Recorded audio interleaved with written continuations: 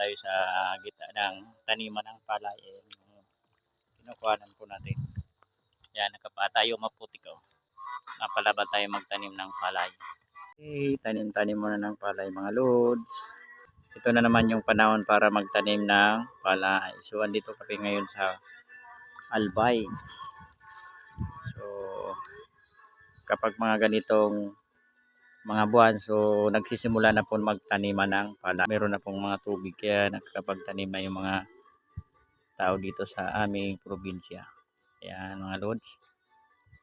Medyo mahal na po kasi yung bigas ngayon kaya dapat talaga magtanim tayo ng palay para hindi tayo bibili ng bigas. Lods, putikano. Yan, nagtanim tayo ng palay. Oh, di ba? So ito yung trabaho talagang nakakapagod. Maghapong ka talagang nakayuko. Maghapong nakatayo, maghapong nakayuko. Ito yung trabahong talagang pagtsatsagaan. Kailangan mo dito yung pagiging masipag.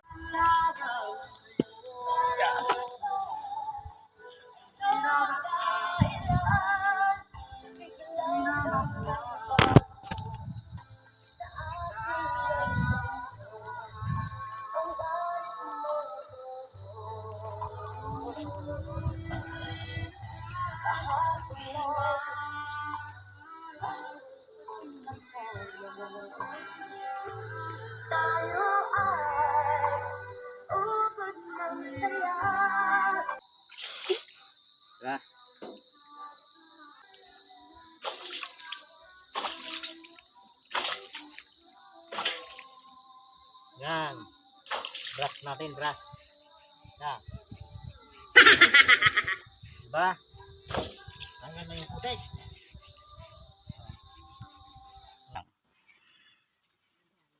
Pansit bato. Pansit bato with pansit lapad. Yan. Pinagalo yung pansit bato at saka pansit lapad. Muna yung repolyo. Yan mga lods. With carrots and manok kikiam. Yan. Yan, probinsya tayo. Ito yung panggatong namin oh. Nandito kami ngayon. Ipapakain namin to sa mga nagtatanim ng palay. Ang merienda na po yan. Yung ulam natin kanina is sinabawang manok. Yan. Yum yum yum. Merienda time.